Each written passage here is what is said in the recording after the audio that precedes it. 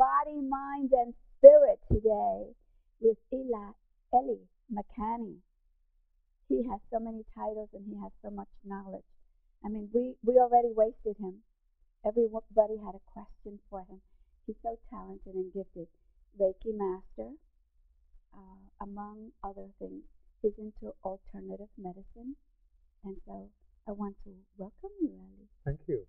Welcome. Well, I'm very pleased to be here. Yes, I see. Did you see how everyone greeted you? Yes. Amazing.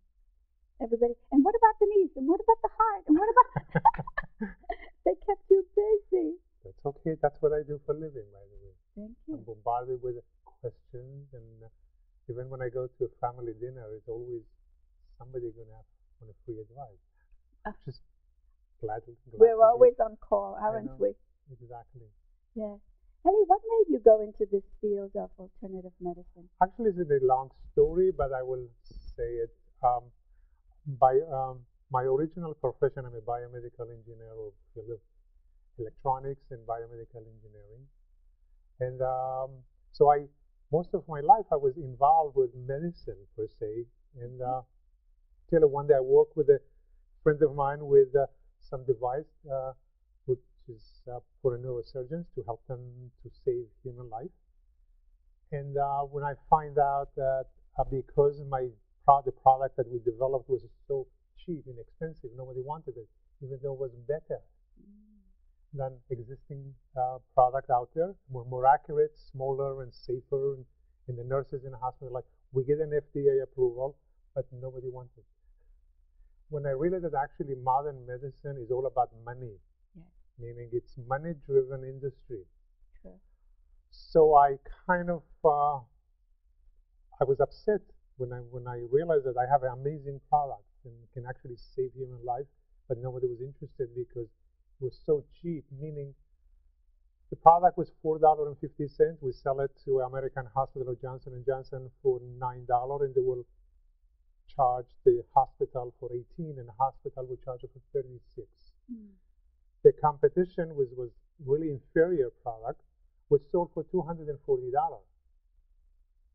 And then the American hospital will sell it to a hospital for $480, and then will charge for $960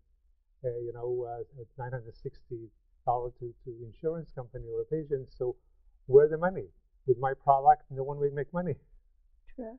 So nobody wanted it. So I come to realization this is a business that it's all about really where the money. And then one day, actually interesting story, and I went to Israel, and my parents' 50th anniversary, my sister-in-law, she was standing and holding her hand in this position, and kids will fall backwards. And I asked her, it's very interesting. What is it that you do? And she said, oh, it's a Reiki. So I said, okay, can you push me? She said, sure. So I'm standing and waiting, my eyes closed and waiting, and she told my brother, be careful, he's heavier than a kid. That's right. Be ready to grab him. Sure, and I'm waiting and waiting, and nothing happened, and I opened my eyes, and she's kind of sweating and going backwards. So when I asked her, what's going on? She said, you pushing me. I said, what do you mean? How can I push you? I'm standing. She said, your energy. And she said, you know what you can do with this? Is it push people?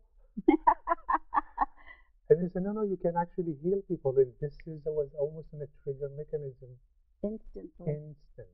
And I realized that, wow, before when I worked in office, the secretaries, they loved me because every time that I had aches and pain, I would touch them. They said I had a golden hand, and their pain will go away. And my mother said when I was a kid, actually, I touched her, and her pain will go away. But I never actually make a big deal out of it. So now I know that I have something that, so I asked her, what is it that you do? How you spell Reiki? And then she said, R-E-I-K-I. So I Googled, and I find that phone number, and I called the gentleman who, on the other hand, is had to be the famous Reiki master. So I told him, and I told him that, listen, sometimes when I do this, actually, my hand gets so hot that I could actually burn myself. And he said, oh, you have some kind of a born ability, but if you take a Reiki classes, then you actually be able to control this energy to direct it to people who need your help. The next day, I was sitting in a class and learning. Oh, wonderful! Real fast. No way. Oh, this is how it should. That's the way it should be. Like yesterday. You're not procrastinating this one when it comes to helping others. You say, okay, we'll do it tomorrow. No, it needs to be done now or yesterday, not tomorrow. So this is a part of this is how I actually started it. And many years later, I learned about 17 different modalities or techniques. And I kind of did not like all the others, and I had to develop my own, which I call it an Alef Reiki, which is based on Hebrew alphabet and Kabbalah, and I call it the Alef Reiki. Yes. And it's and I found out that this is actually answer to my prayers, because it takes as an umbrella, take all the other modalities I learned and become a one cohesive modality. So how did you take the traditional Reiki and then develop your own, the Alef? The Alef Reiki is based on the Hebrew alphabet and Kabbalah. In a Kabbalah, and I find out that actually your right hand is your giving hand and the left hand is receiving hand, and I touch you with my right hand and I put my left hand, and I'm actually pushing and pulling the illness out of you. Look at that, yes. Which is, and I've also find out through actually my younger son, who actually my greatest teacher is my son, his name is Neil. He actually told me that the energy constantly moving to the crown instead of going in a different direction. So that means if I put my right hand over your stomach if you have a problem, and the left hand on top of your head, I'm actually pulling the illness out of your head. And so this is what I find that actually direction of movement of the illness. And once goes through the throat and the ears and the top of the head, there is no recall. That means it leaves and never comes back. Most others, Yasui Reiki practices, there's only two hands simultaneously in the same place. In the same place. With an Alef Reiki is actually pushing and pulling. Okay. And that's the uniqueness about an Alef Reiki. And then to find out that actually the results were amazing. So since then, this is becoming my main modality is Alef Reiki. However, during the therapy, other modalities that I learned come in. Okay, so you're very eclectic. You will use whatever other background knowledge. Actually, Alef Reiki, we use them, utilize them. Oh, it uses the others. The others, because whatever it is, because it is, in a way you can say that it's in a spiritual aspect of it, is that before I touch anyone, I place my hand and I ask God to come to help me. And when I touch the person, I ask, may God bless you, and I give you complete healing. And with that, I am actually no longer, I don't stand and play holy. No. I actually, and I communicate with the person. Ask, how do you feel? Although I feel and I know exactly why they feel, but the reason I ask them how you feel or what you feel. Confirmation. No, to keep them here. Instead of let their mind drift into their problems. So this way they can actually stay focused on their, and whatever it is, and this is where we achieve much better healing than if I'll daydream and daydream and I close my eyes and play holy.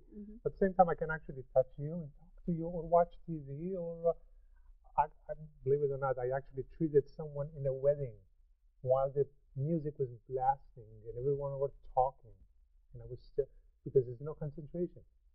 Because if I ask God to come and help me, and I just become a vessel and allow the energy to flow from my hand and then do whatever we need. So it's kind of, with that I remove ego. There's no more, and when asking God bless you, and say, and you help me, say, no, actually, I was only an instrument in God's hand.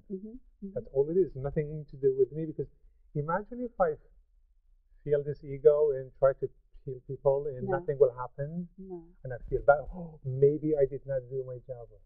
However, this way there is no ego. If person healed, wonderful. If it's not, this is their karma and it has nothing to do with me doing a good or bad job. So kind of, I'm in a safe zone. Very, very safe. And anyway, the healer is God, you know. Absolutely. Yes. He's the creator, he's the healer, he's everything. And so to call upon him, to have him assist you. So he's really just using your body as a vessel, as an instrument, and he's doing the work, and you're just being delighted. Oh yeah, that the can work you talk is about getting the done. or I can actually ask question what was in the like the last movie that you see, or and how was it house kids? So it's not necessary to be concentrating on like just to be awakened and here, Okay. not really. Not You know, elsewhere. and I when occasionally ask, so what do you feel? What changed? Mm-hmm. And this is keep them actually part of their own healing. Actually, I make my client or patient for themselves to be part of their own healing instead of me doing it. And I commend them and I say, oh, wonderful, you did a great job. You Oh, heavens, okay. You did wonderful. You were able to release that and let it go. absolutely. Wow. And we all feel wonderful because I was an instrumental of my own healing. It's a great asset to healing generally. Ellie, you just reminded me, like faith. Yes. Faith. So you have your faith, I have my faith, and the faith that whatever you're going to be doing, does faith have a place in this? Absolutely. Oh, okay. Because it's not necessarily, by the way, I also treat animals, cats, dogs, and horses. Mm-hmm. Last time I checked, they have no faith. But it's nothing to do with their faith. It's to do with my faith, my love for mankind. Okay, so you just said the key word, love. That's the greatest healer there is. No doubt. We all know that. Okay. How do we stay in love all the time? Stay in that space. It's on one hand is really easy, and the other hand is not so easy. Depends on how you look at it. Love is a universal. We all understand love, what love is. And believe me, when I touch someone, if I come to the place of not liking the person, if I'll touch you and you don't feel that I care about you, no, I felt love. Yeah, I felt love. Yeah. Yes. So the same thing, by the way, with babies. Many times I treated babies, and as soon as I'm in the room and I hold them, the mother says, "Oh my God, can I take you home? Look how my baby become calm and relaxed. How the same thing like a grandmother that holding the baby, confident."